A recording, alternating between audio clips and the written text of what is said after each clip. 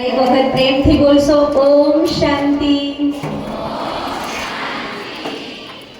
ભારત ભાગ્ય વિધાતા પરમપિતા પરમાત્માના પ્યારા સંતાનો, મંચાસીન સર્વ મહાનુભાવો, સર્વ ટ્રસ્ટીસીઓ, સંચાલકો, શિક્ષકો, બ્રહ્માકુમારીઝ પરિવારના સર્વ વડીલો તથા સર્વ શિક્ષકો અને આ પ્યારી પ્યારી વાલી વિદ્યાર્થી બહેનો, આજનો આપણો આ 80મો સ્વતંત્રતા દિવસ આપણે મનાવી રહ્યા છીએ. ખરેખર આપણો આ ભારત દેશ જે સર્વોત્તમ તીર્થ સ્થાન છે, જે મહાન ભૂમિ, પવિત્ર ભૂમિ, દેવભૂમિ છે, જ્યાં સ્વયં પરમપિતા પરમાત્માનું દિવ્ય અવતરણ થાય છે. આ જ ભારત ભૂમિ પર દેવી દેવતાઓનો જન્મ થાય છે. આ જ ભારત ભૂમિ ઋષિ મુનિ સાધુ સંતોની તપસ્યા ભૂમિ છે અને આ જ ભારત ભૂમિ મહાપુરુષો અને શૂરવીરોની કર્મ ભૂમિ છે. એવા ભારત દેશના આપણે નિવાસીઓ છીએ તો આપણને ખૂબ ગૌરવ થવું જોઈએ કે આજે આપણે આ ભારત દેશનો 80મો સ્વતંત્રતા દિવસ મનાવી રહ્યા છીએ. તો ખુશી છે બધાને વાતની કે આવા મહાન દેશના આપણે નિવાસીઓ છીએ.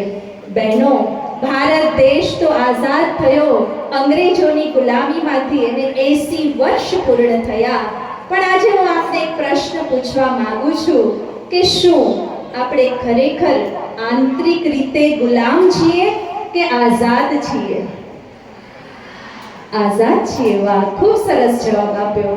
હવે પછીનો મારો પ્રશ્ન એ છે, શું આપણે ક્યારેક મોબાઈલની ગુલામીમાં, ક્યારેક જીભના ટેસ્ટની ગુલામીમાં, ક્યારેક કોઈ સાધન, ક્યારેક કોઈ વસ્તુ કે ક્યારેક કોઈ વ્યક્તિની ગુલામીમાં અને ક્યારેક ક્યારેક આપણે નકારાત્મક વિચારોની ગુલામીમાં પણ આવી જઈએ છીએ? હા, તો આ જ વાત મારે આજે આપણે કરવી છે કે આપણે 80 વર્ષથી આઝાદ તો થયા છીએ બાહ્ય રીતે, પરંતુ હજી પણ 8 પ્રકારની ગુલામીમાં આપણે સૌ જીવી રહ્યા છીએ. આઝાદ થવાની યુક્તિ આજે મારે આપને બતાવવી છે. સૌથી પહેલી અને સૌથી મોટી ગુલામી આજે છે એ ટેકનોલોજીના સાધનોની ગુલામી છે. ડિજિટલ ગુલામી છે કે નહીં? આજે નાના મોટા સૌ કોઈ ડિજિટલ સાધનોની ગુલામીને વશ છે. ખૂબ સારું સાધન છે, પરંતુ એ મોબાઈલનો ઉપયોગ આપણે એના ગુલામ બનીને નહીં, માલિક બનીને કરીએ ત્યારે જ આપણે એનામાંથી મુક્ત થઈ શકીએ.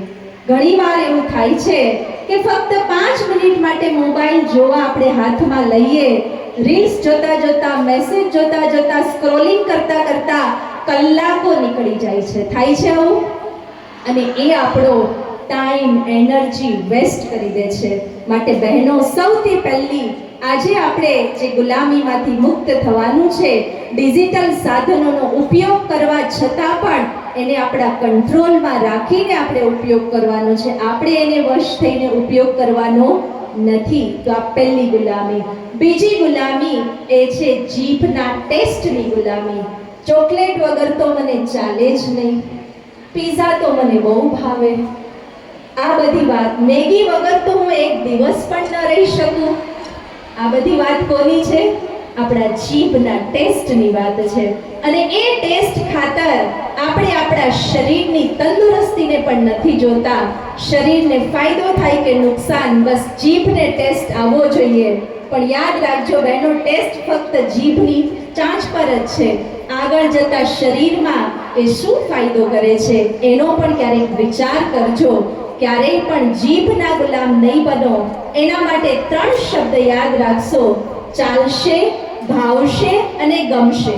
બહેનો, આ 3 શબ્દો જો પાક્કા હશે ને, ચાલશે, ભાવશે અને ગમશે, તો દરેક સારી વસ્તુને તમે સ્વીકારી શકશો અને ખુશી ખુશીથી ખાઈ શકશો.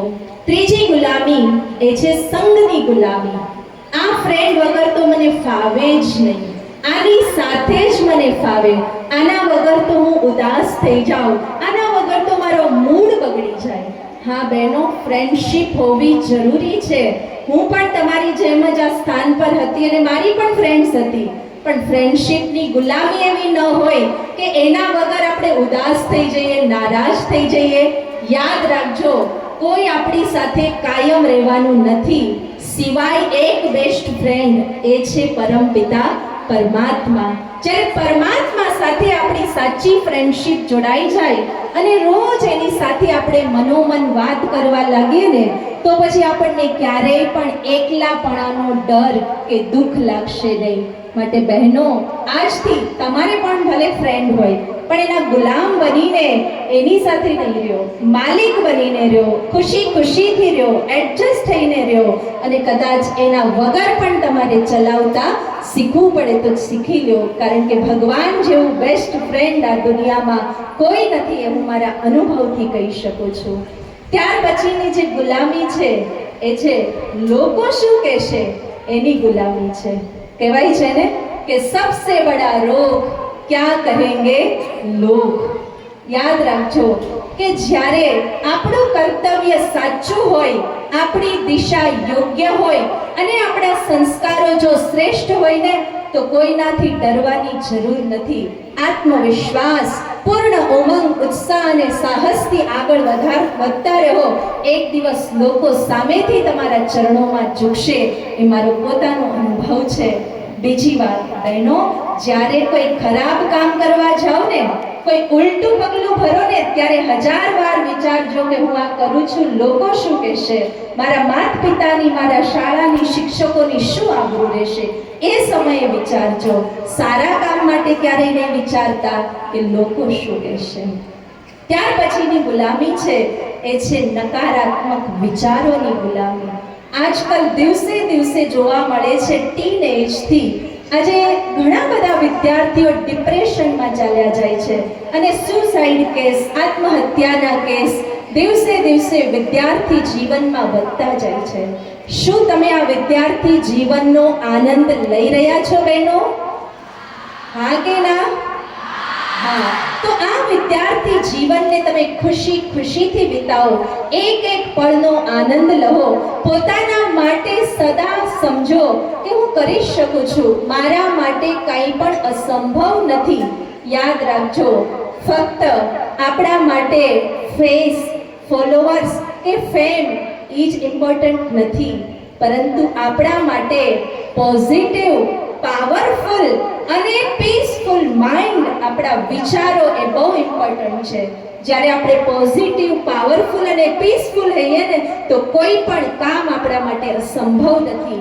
એટલા માટે ક્યારેય નકારાત્મક વિચારોના ગુલામ બનીને ઉલટું પગલું નહીં ભરશો. જીવનમાં એક સંકલ્પ કરી લેજો કે ગમે તે પરિસ્થિતિ આવે હું લડી લઈશ, પણ ઉલટું પગલું હું ક્યારેય નહીં ભરું. ત્યારબાદની ગુલામી જે છે એ છે ભાવનાત્મક ગુલામી, જેને કહેવાય ઇમોશનલ ડિપેન્ડન્સી. આજે આપણે એટલા બધા એકબીજા ઉપર ડિપેન્ડન્ટ છીએ ને, બીજાના હાથમાં છે. જવાબ આપો બહેનો. આપણા મૂડનું રિમોટ આપણા હાથમાં છે કે બીજાના હાથમાં છે? વાહ, તમારા હાથમાં હોય તો તમારો મૂડ કેવો રહેવો જોઈએ? હંમેશા એક રસ, કે હું ઈચ્છું તો હું ખુશ રહી જ શકું, હું ઈચ્છું તો હું શાંત રહી જ શકું.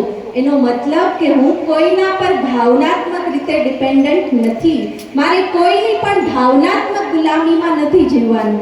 આજ કોઈ મારા વખાણ કરશે, કાલ કોઈ મારી બદનામી કરશે, પરમ દિવસે કોઈ મારી વાહવાહ કરશે. દરેક પરિસ્થિતિમાં આપણા મનની સ્થિતિને આપણે સમાન રાખવાની છે. એને કહેવાય ઇમોશનલ ઇન્ડિપેન્ડન્સી, અને એ જ સાચી ભાવનાત્મક સ્વતંત્રતા છે. ત્યાર પછીની બહુ અગત્યની ગુલામી આજકાલના સમયની જે છે ને, એ ફેશનની ગુલામી છે કે નહીં બહેનો? હું કેવી દેખાવ છું એ મહત્વનું છે કે હું કેવી છું એ મહત્વનું છે? જવાબ નથી આવતો હજી બરાબર. હું કેવી બહારથી દેખાવ છું એ મહત્વનું છે કે હું કેવી છું એ મહત્વનું છે? હું કેવી છું એ શેના ઉપર આધારિત છે? ફક્ત આપણા બહારના ફેસ અને લુક ઉપરથી? તો પછી આપ સર્વ વર્તમાન આપણા ભારતના મહાન રાષ્ટ્રપતિને ઓળખો છો? એનું નામ શું છે? સન્માનનીય દ્રૌપદી મુર્મુજી. લુક કેવું છે એમનું, જોયા છે ને? બહારથી એ બાહ્ય પર્સનાલિટી ભલે ગમે તે હોય, પણ હું ગૌરવ સાથે કહું કે ભારત દેશના રાષ્ટ્રપતિ પણ ડેઈલી બ્રહ્મ મુહૂર્તમાં ઉઠીને બ્રહ્મા કુમારીઝમાં જે મેડિટેશન શીખવવામાં આવે છે, ડેઈલી મેડિટેશન કરે છે બ્રહ્મ મુહૂર્તમાં, અને એનાથી એની પર્સનલ બહેનો આંતરિક પર્સનાલિટીનું મહત્વ છે, ફક્ત બાહ્ય પર્સનાલિટીનું નથી. આજકાલ લોકો એ જ જુએ છે કે બસ હું સારી દેખાવી જોઈએ. આપણે એક લક્ષ્ય રાખવાનું છે, મારે સારું બનવું છે, ખાલી સારું દેખાવું નથી. સારો દેખાવ ફક્ત ફેસ અને કપડાથી છે, પણ સારું બનવું એ આપણા ગુણ, આપણા કર્તવ્ય અને આપણા ચરિત્ર પરથી છે. આજે બહેનો અસુરક્ષિત શું કામ છે? હું દરેક જગ્યાએ એ જ વાત કરું છું. અસુરક્ષાનું કારણ એ ક્યાંક આપણે જ તો પોતે જ નથી ને. આપણા જે ટૂંકા અને ટાઈટ વસ્ત્રો અને બાહ્ય દેખાવ એ જ આપણને અસુરક્ષિત કરે છે, બીજાની કુદ્રષ્ટિને આપણા તરફ ખેંચે છે. માટે બહેનો આજે એ શિક્ષા લઈને જશો કે જેટલા સિમ્પલ એટલા જ આપણે રોયલ લાગીશું અને એટલા જ આપણે સુરક્ષિત અને સુંદર રહી શકશું. માટે ફેશનની ગુલામીમાંથી પણ મુક્ત બનીએ. અને 8મી ગુલામી જે બધાને લાગુ પડે છે એ છે વ્યસનની ગુલામી. આજે દુનિયા વ્યસનની આંધળી દોટમાં દોડી રહી છે, એ ચાહે બહેનો હોય કે ભાઈઓ. વ્યસન એ ફક્ત કોઈ પાન માવા, સિગારેટ, ગુટકા કે શરાબનું નથી હોતું. વ્યસન એ કોઈ પણ પ્રકારની એક લત છે, ખરાબ આદત છે કે જેની પાછળ આપણે વારંવાર આપણો સમય, શક્તિ અને ધન ખર્ચ કરીએ છીએ. એ વ્યસન છે, ચાહે ગેમિંગનું હોય, સ્ક્રોલિંગનું હોય કે પછી બીડી, સિગરેટ કે શરાબનું હોય. દરેક વ્યસન નુકસાનકારક છે. માટે કોઈ પણ પ્રકારના વ્યસનના ગુલામ અહીંયા બેઠેલા કોઈ પણ વ્યક્તિ હોય તો આજે સંકલ્પ કરજો કે મારે ગુલામ નથી બનવાનું, મારે માલિક બનવાનું છે. હું આઝાદ ભારતનો નાગરિક છું, મારે આ વ્યસનોની ગુલામીમાંથી પણ આઝાદ થવાનું છે.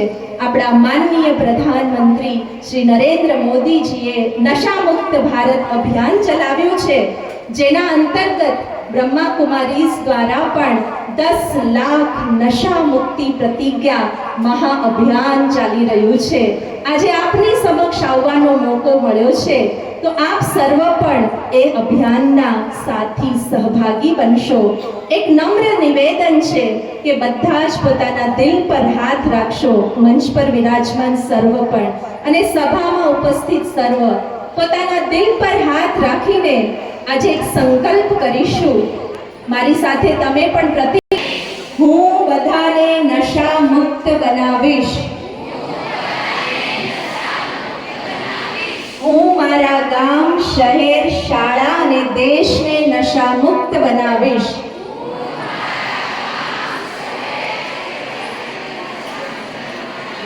હું નશા મુક્ત ભારત બનાવવામાં મારું સંપૂર્ણ યોગદાન આપીશ. આ મારી દ્રઢ. ખૂબ ખૂબ ધન્યવાદ. હાથની છે તો આ 8 પ્રકારની ગુલામી સમજાઈ ગઈ આ વાત. આ 8 પ્રકારની ગુલામીમાંથી આપણે સંપૂર્ણ આઝાદ થઈએ ને ત્યારે આજનું આ 80મું સ્વતંત્રતા પર્વ આપણે મનાવ્યું એ સાર્થક કહેવાય. અને એના માટે જે પાછળ 0 છે ને, 8ની પાછળ 0, આ આઝાદી, આ ગુલામીમાંથી મુક્ત થઈ અને સાચી આઝાદીનો અનુભવ કરી શકીએ છીએ.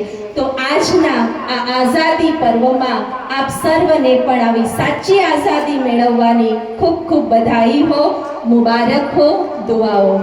સાથે સાથે મને મારા એ દિવસો યાદ આવે છે 2002, 3 અને 4ના વર્ષમાં હું આ સંકુલની વિદ્યાર્થીની તરીકે 11-12 કોમર્સમાં હું અહીંયા ભણી છું. મને ગૌરવ છે મારી આ સ્કૂલ પર મેં અહીંયાથી લીડરશિપ ક્વોલિટીઝ શીખી છે, જે મારા જીવનમાં ડગલે ને પગલે મને ખૂબ ઉપયોગી બને છે. વર્તમાન સમયે હું બ્રહ્મા કુમારીઝમાં છેલ્લા 18 વર્ષોથી મારી સેવાઓ સમર્પિત રૂપમાં આપી રહી છું, પણ અહીંયાથી મને જે શિક્ષા, માર્ગદર્શન અને પ્રેક્ટિકલ હું ખાસ કહીશ મનસુખ કાકા પાસેથી મને જે શીખવા મળ્યું છે ને, એની જેમ મને ડગલે ને પગલે શિક્ષાઓ મને યાદ આવે છે. અને ખૂબ ખૂબ આ શાળા માટે પણ મને ગૌરવ છે. અને દર વર્ષે કાકાની મંજૂરીથી અહીંયા પણ વર્ષમાં 2 વખત બ્રહ્માકુમારીઝના લેક્ચર્સનું પણ આયોજન કરવામાં આવે છે, જે આપ સર્વ મારી વહાલી વિદ્યાર્થીની બહેનોના કલ્યાણ માટે છે. અને આપ સર્વ પણ એકવાર બ્રહ્માકુમારીઝની મુલાકાત અવશ્ય લેશો. જીવનમાં મેડિટેશન દ્વારા આત્મવિશ્વાસ અને વિલ પાવરથી મજબૂત બનશો. આગળ જે ક્ષેત્રમાં જાઓ ત્યાં આપ પણ ખૂબ સારી સફળતા મેળવશો. આજના દિવસે મને અહીંયા બોલાવી સન્માન આપ્યું. આપ સર્વનો ખૂબ ખૂબ આભાર. Thank you very much. Om Shanti.